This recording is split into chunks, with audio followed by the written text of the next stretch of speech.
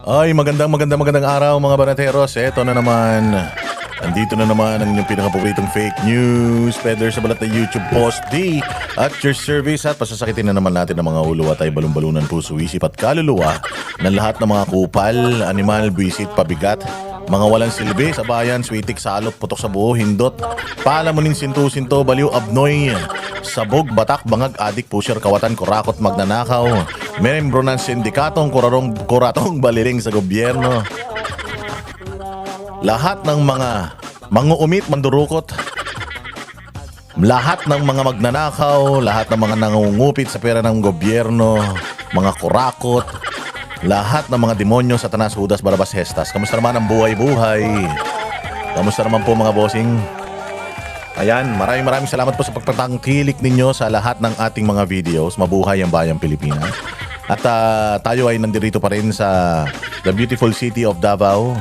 Kahapon umatin tayo mga bossing ng misa para sa ika-isang taong anibersaryo ng kademonyohan ni Remulla, magkapatid na Remulla, ni Marbil, ni General Torre.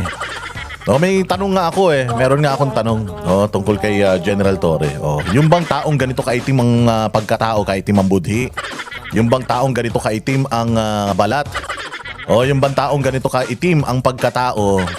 Kapag yan ba ay nasunog sa impyerno, masusunog ba yan o magbabaga lang?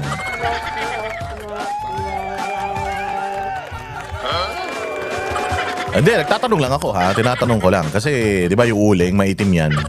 Di ba yung uling, di naman yan, di naman nasusunog yan, nagbabaga lang. Tinatanong ko lang, baka naman. May makasagot lang dyan sa comment section.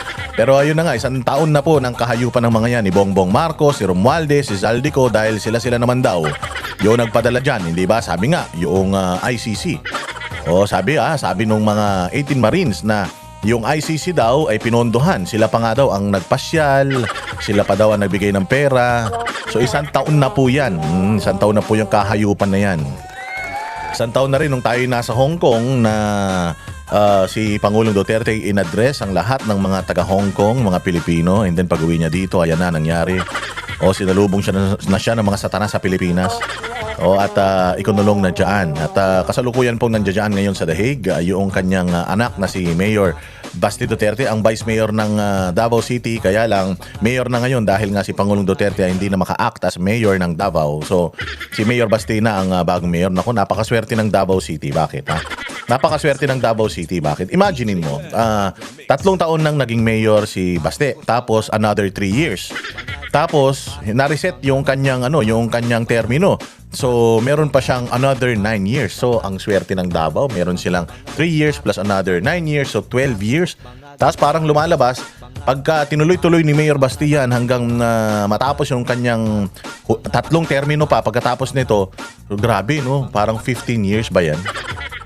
15 years siyang magiging mayor ng Davao City. Nako, napakaganda na siguro ng Davao City sa 15 years. Kasi hindi naman sa pag-ano, although puro Duterte naman yung mga nakaupo dito sa Davao City. Siyempre, kahit papaano, iba pa rin pagka iisa lang yung mayor mo, mayor, pag siya lang. Kasi yung mga vision niya for the city, magagawa niya ng walang patid. Siyempre, yung mga priorities niya, magagawa niya ng tuloy-tuloy. Kapag ka ikaw kasi mayor o kapag mayor ka, kahit na, halimbawa, siya, tapos napalitan siya ng kapatid niya, halimbawa, syempre kahit papaano, iba rin yung priorities nung ibang Duterte. Halimbawa, si Inday Sara, iba din yung priorities ni Inday Sara.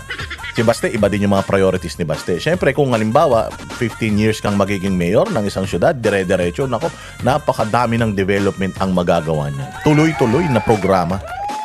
Yung advokasya tuloy-tuloy. Pakaganda. So nandito tayo ngayon sa Davao. Nag-attend tayo kahapon. Nakita natin si VP Sara. Nag-attend tayo dyan ng misa. Yung Bring Him Home Mass. At grabe mga bossing. Grabe. Pinagkaguluhan talaga si Inday Sara. Napakaganda lang kasi nung sitwasyon. Kasi syempre misa pumunta tayo doon. Tapos disiplinado yung mga tao talaga dito sa Davao. Hindi sila nagkakagulo Sobrang punong-puno yung simbahan. Pero during ng misa, nagkakagulo tahimik yung mga tao talaga nagdadasal. Pero pagkatapos na ng misa, noong tumayo na si Inday Sara, naku po, unti-unti na sinasaniban yung mga taga Davao at talaga namang grabe, sumisigaw sila sa loob ng simbahan ng Duterte. considering na sawang-sawa na dapat yung mga tao dito sa Davao kay Inday Sara, dahil syempre naging mayor siya dito, taga dito naman siya, sawang-sawa na dapat yung mga tao sa kanya, pero alam mo, grabe yung mga taga Davao City. Tapos ito pa, daming mga lumalapit sa akin, Boss Dada, taga Kidapawan ako, Boss Dada, taga Sarangani ako, taga Jensan ako. Nagpunta pa sila dito para lang umattend sa misa ni Pangulong Duterte. Or misa para kay Pangulong Duterte. Considering that it's on a Wednesday, Miyerkules po yung misa na yan. May mga pasok sa trabaho yung mga tao, pero grabe, ang dami pa rin mga tao na dumagsa talaga para magdasal para sa safe na pagbabalik ni Pangulong Duterte dito sa bayang Pilipinas. Sana makabalik siya. Oo, syempre sabi nga, prayers can move mountains. O bagamat alam natin na highly political ang ICC at alam natin na ever since naman ang defense team ni Kaufman ay panay ang petisyon, pero kahit isa sa kanyang mga petisyon ay hindi na sinasagot ng ICC o puro kabaliktaran ang sinasagot ng ICC. So ano na rin tayo, ready na din tayo doon sa conviction ni Pangulong Duterte. Ready na rin tayo na hindi siya pauwiin dito. Pero bagamat ganun man, tanggap man natin, hindi tayo huminto sa pakikipaglaban, hindi tayo huminto sa pagsigaw, hindi tayo huminto sa pagdarasal. May milagro mga bossing, may milagro, huwag kayong mag-alala. Bagamat hindi pa natin yan nakukuha ngayon, pero malapit na ibibigay yan sa atin basta sama-sama tayo magdarasal. Alright. Oo. So ayan nga mga bossing, napakaganda ng ating experience dito at nakapamigay tayo ng mga parapernalyas. Nakapagbigay tayo sa mga mangilang-ilang banateros ng Banateros shirt, Boss Dada shirt, ng Banateros for Inday Sara kalo, ang tawag nila sa Bisaya kalo, sombrero. O pasensya na, maraming mga humingi, maraming mga lumapit sa akin kahapon dyan sa may simbahan, dyan sa may City Hall. Pasensya na, konti lang yung dala ko O, konti man lang yung ating pondo. Syempre, pag may perang extra, pagawa tayo ulit, tas mamigay tayo ulit, ganun lang. O, so ipon-ipon lang. Pagawa tayo, bigay sa mga kababayan natin. Pag meron, go. Pag wala, better luck next time. So, maraming salamat sa mga na-meet natin dyan sa simbahan. Daming mga nagpa-picture sa atin dyan. And maraming nakaka-appreciate ng ating effort na ginagawa para sa bayang Pilipinas. Maraming salamat sa inyong suporta. At syempre, mag-follow, mag-like, mag-share ng lahat ng mga videos dito sa YouTube channel natin ito and sa Boss Dada 2.0. Mag-subscribe po kayo doon, mag-share po kayo ng mga videos, and syempre sa ating mga Facebook pages, dalawa po yan. Follow po kayo dyan and share ninyo yung ating mga i-share ninyo yung ating mga malulupit na mga na mga alam nyo na, mga videos. Okay? Kami ang boses ng masa, hindi natatakot. Katotohanan lang, di kami nalulunod. Walang bahid ng sismis, lahat ay totoo. Kahit sino ka pa, pag mali ka babanatan ka.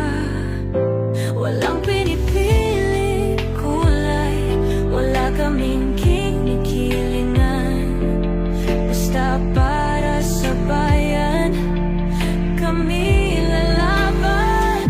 Pag tama palapakan, pag mali banatan. Di matitinag, di matatakot, para sa bayan tuloy ang sigaw. Sa harap ng kamera, walang halong takot.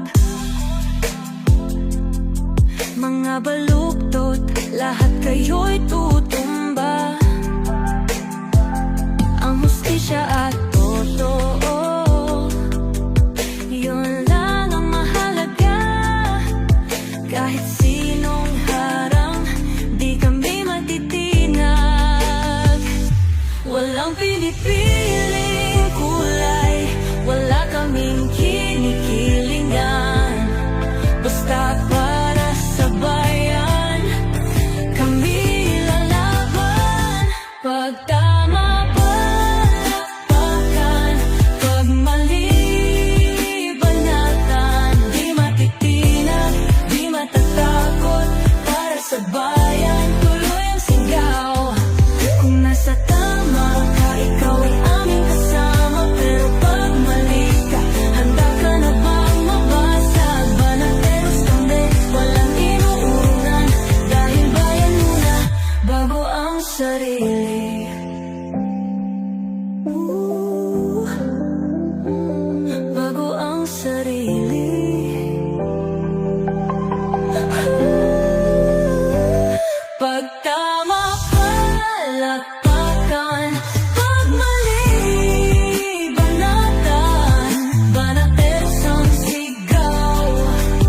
totoo